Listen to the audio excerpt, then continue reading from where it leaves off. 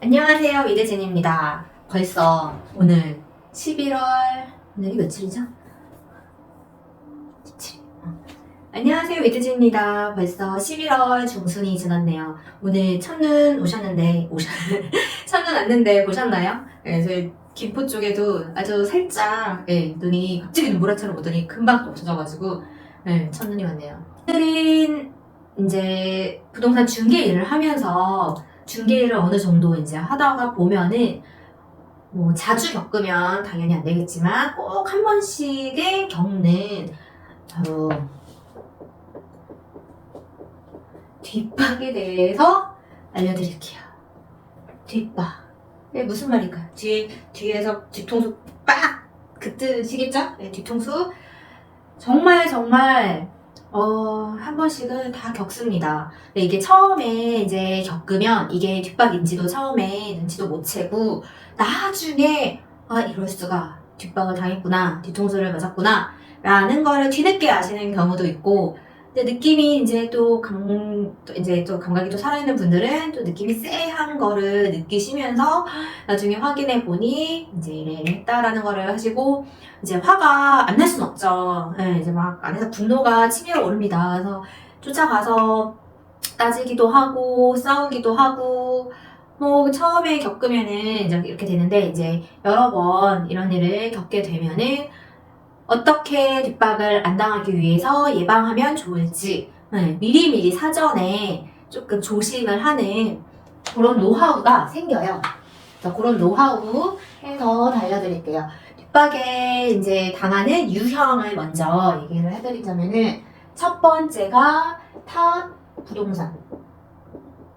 타 부동산에게 뒷박을 당하는 경우인데, 이것도 되게 유형이 또 나뉠 수가 있어요. 그 다음에 두 번째, 손님한테 뒷박을 당하는 경우도 있어요. 그리고 세 번째는 같은 사무실 내에서 또 일어날 수가 있어요. 여기는 이제 직원들이 많이 있는 그런 부동산에서 유독 생기는 경우 있고, 타부동산의 뒷박 같은 경우에는 첫 번째 물건 빼내기, 그 다음에 두 번째 손님 빼내기, 그 다음에 세 번째는 계약 빼내기도 있어요. 네, 이거는 모르겠어요. 어디 뭐 책에 나오는 내용들은 아니고, 이제 저도 경험과 주변에 들은 내용들 뭐 이런 거를 바탕으로 이제 제가 얘기해드리는 거고, 이 외에도 제가 모르고 있는 법들도 많을 수도 있고, 어떻게 세상에 저런 일이 존재하나 싶을 정도로 처음 들으시는 분들도 계실 거예요. 그래서 물건 빼내기 같은 경우에는 먼저 광고를 올리게 되면, 특히 아파트 경우에도 그렇고 상가 같은 경우에도 그렇고, 이제 아파트나 상가가 제일 쉽죠. 상가는 이제 주소가 나오게 되면은 업종이랑 하면 로드뷰만 봐도 바로 노출이 되기 때문에, 그 다음에 아파트 같은 경우에도 호수는 안 나오고 층, 그 다음에 향이나 타입만 봐도 호수를 노출을 안 시켜도 어느 몇 호인지가 알게 되는 일이 생겨요. 그래서 다른 부동산의 광고를 보고 이제 나도 물건을 따는 거죠. 네. 나한테 내놓지 않아도 이제 이런 경우들이 있고, 손님 빼내기 같은 경우에는 이제 손님들이 어플이나 뭐 네이버의 광고로 이제 물건들을 막 보시잖아요. 근데 이제 딱 한 개만 보고 계약을 하시는 손님들은 없단 말이에요. 그래서 여러 부동산의 물건을 보는데, 이제 만약에 이분이 미팅을 오전 11시, 그 다음에 오후 1시, 오후 3시 이렇게 하루에 미팅을 다 잡으세요. 그래서 우선은 이제 순차 부동산별로 물건을 보기 시작하는데, 이제 요 한 부동산에서 미팅을 하면서 물어보는 거죠. 네, 물건 이제 많이 봤냐? 뭐 어떤 거 봤냐? 그리고 뭐 어떤 거 봤냐? 라고 물어보시고, 그 다음에 이 이후에 뭐 또 보러 가실 거냐? 그래서 이제 또 3시에 보러 갈 거다. 뭐 보러 가실 거냐? 이런 식으로 이제 정보를 캐내가지고 여기 부동산에 앞에 갔던 거는 이제 막을 수가 없잖아요. 갔던 거를 못 가게 안 보내줘요. 네, 안 보내주고 그 물건 뭐 보기로 했냐 하면서 광고 뭐 보셨냐고 물어보고 그거 확인하고 그 물건 저희도 해드릴 수 있다 라고 하면서 이제 안 보내죠. 해드릴 수 있다 할 수도 있고 그 물건 나갔다고 이제 나갔다고 하고서는 다른 부동산에 손님을 안 보내려고 하시는 계세요. 진짜 저번 달에도 한번 겪었어요. 손님이 전화 와서 저 지금 다른 부동산이랑 물건 하나 봤는데 저 이따가 볼 물건 그거 나갔다고 하던데요? 이러는 거예요. 그래서 네? 저희가 볼 물건이 뭔데요? 그러니까 이제 왜냐면은 그 빌라 이름을 정확하게 모르고 계셨거든요. 근데 이제 다른 매물을 얘기하면서 이제 그 물건 나갔다고 했다 여기서 그래서 볼 필요 없다고 했다는 거예요. 근데 그 물건이 이제 저희만 갖고 있는 물건 중에 하나여가지고 저 아까도 확인했는데 아직 계약 안 됐다. 그러니까 이따가 오셔라. 그럼 여기는 왜 이런 얘기를 왜 하는 거냐? 저희가 이제 물건들이 다 인터넷으로 다 공유가 되기 때문에 부동산들끼리 다른 부동산에 갈 필요가 없다라고 이렇게 이제 손님을 붙잡는 거죠. 그래서 여기서 만약에 이런 경우에 어떻게 해야 되냐라고 해서 만약에 손님한테 연락이 오기 전에 미팅이 잡히기 전에 이제 타 부동산에서 저희한테 공동중개 의뢰가 왔으면 제가 공동중개를 해드릴 수 있지만 지금처럼 저희랑 미팅이 잡혀있는 상태에서 중간에 공동중개 의뢰가 오면 저희는 공동중개를 해줄 수가 없다. 저희랑 미리 약속을 하셨기 때문에 거기에는 말씀을 드리고 저희 물건을 보러 오시는 게 맞을 것 같다 라고 말씀드린 적 있어요. 진짜 참 힘들죠. 근데 이렇게 해서 하나라도 계약을 하고 싶은 마음은 알겠지만 그래도 기본 상도덕은 지키면서 일을 하셔야 된다는 거. 그리고 다 근처에 다들 부동산이라 무슨 부동산인지 일단 다 소문도 나고 뭐 좋을 게 없어요. 그렇게 되면 그 다음에 그 부동산하고는 공동중개를 해줄 필요도 없는 부동산이 되기 때문에 아무리 욕심이 나더라도 이렇게 욕심 부린다고 해서 또 계약이 되는 것도 아니거든요. 그리고 심지어 여기 오전에 앞전에 봤던 물건 이걸 보고 나서 계약을 하고 싶은 마음이 드는 거예요. 그래서 이 두 번째 부동산이 보여주고 나서 이제 뭐 그날 저녁에든 다음날이 됐든 물어봤더니 11시에 다른 부동산 봤던 저거 계약하고 싶다 라고 했을 때 그러시니 하고서는 끝낸 부동산이 대부분이잖아요. 근데 갑자기 그거 저희도 계약해드릴 수 있다 라고 하면서 이제 이거 세 번째 계약 빼내기죠. 이거를 빼돌리면서 중개보수 협의를 이때 들어가요. 저희랑 계약을 하시면 원래 보수가 얼마인데 요만큼만 받을 테니 저희랑 계약을 하시자라는 그런 부동산이 또 있어요. 왜 저렇게 사는지 모르겠지만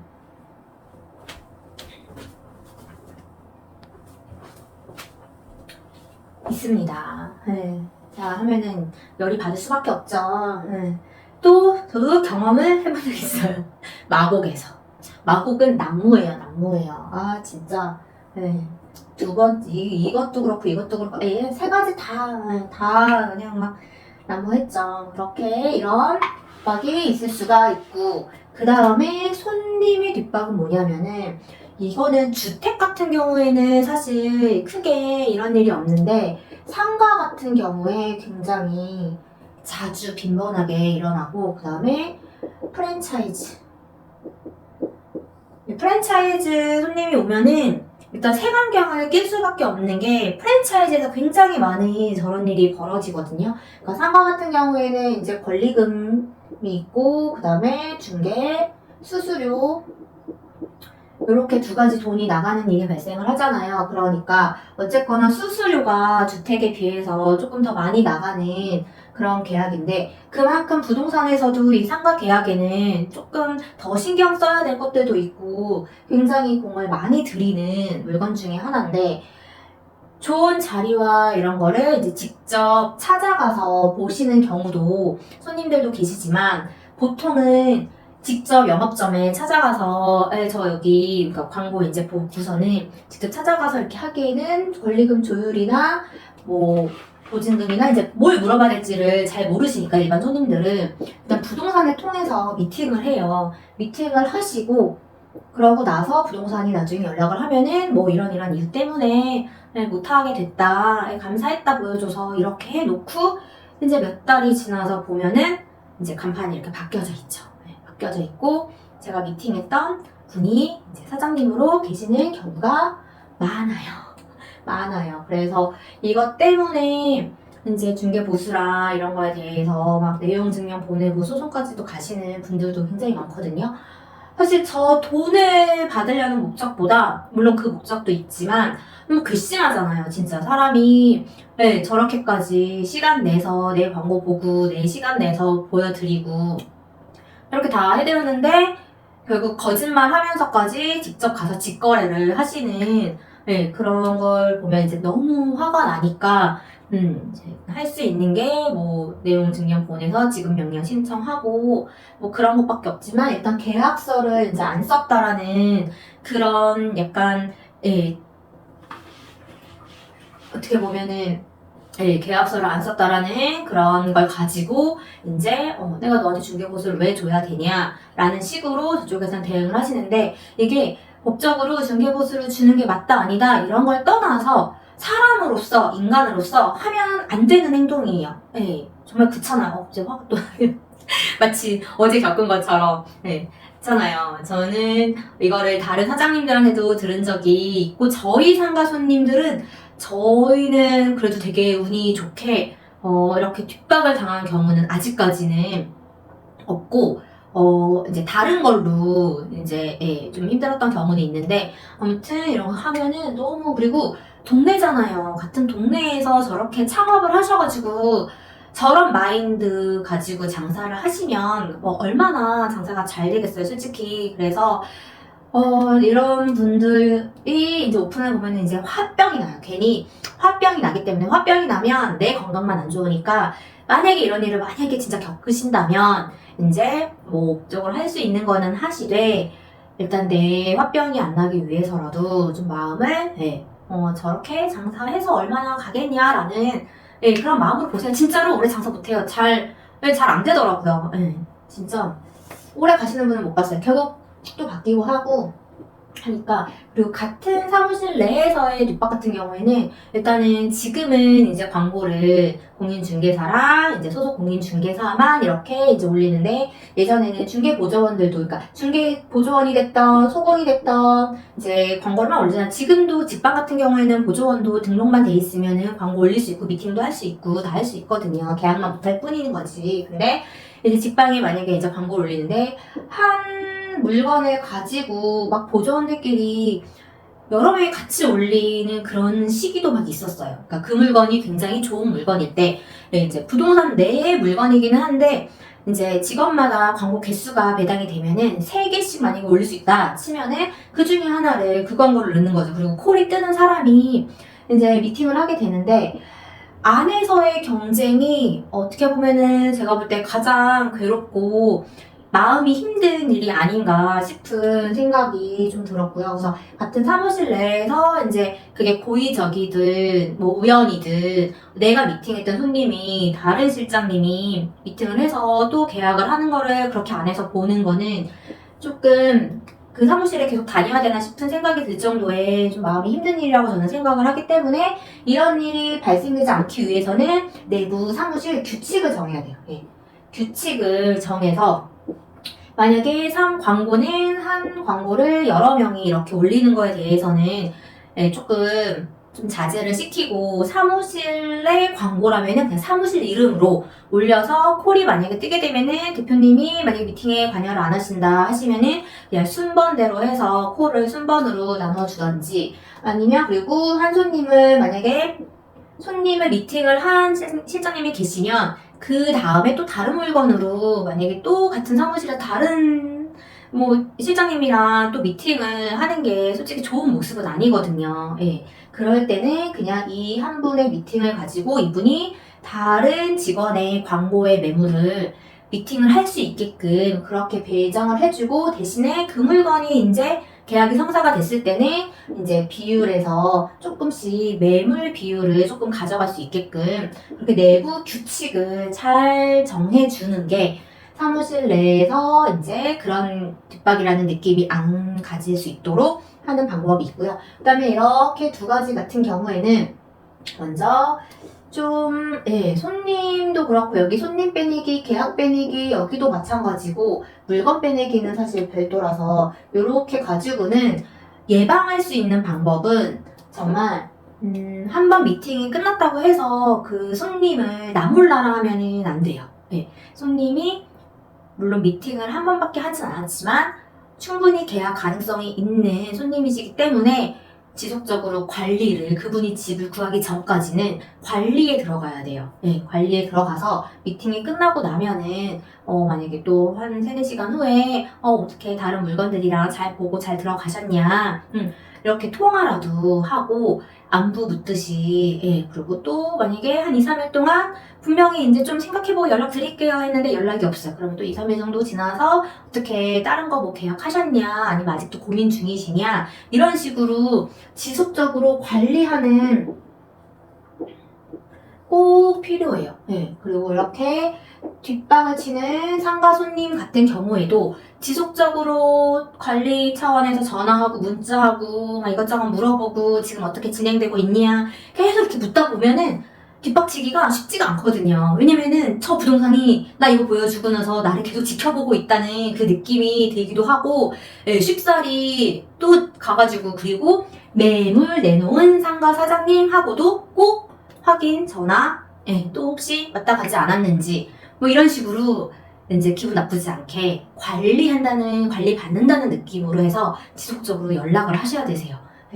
그거가 제일 저희가 할 수 있는 그래도 최선이고 그리고 나서 맘먹고 뒷박을 치려는 거에 대해서는 일일이 그걸 쫓아다니면서 그리고 그게 무서워서 광고를 올릴 때마다도 스트레스를 받고 그런 것보다 솔직히 그거에 신경을 쓰는 것보다 이제 손님한테 신경을 더 쓰는 게 경제적으로 효율적으로 그게 맞잖아요. 그렇기 때문에 뒷박에 대한 걱정과 우려 때문에 뭘 못한다던가 아니면 스트레스를 받는다던가 이런 생각보다는 저렇게 뒷박을 쳐서 되시는 분들 중에 잘 되는 경우를 한 번도 본 적이 없어요. 정말이에요.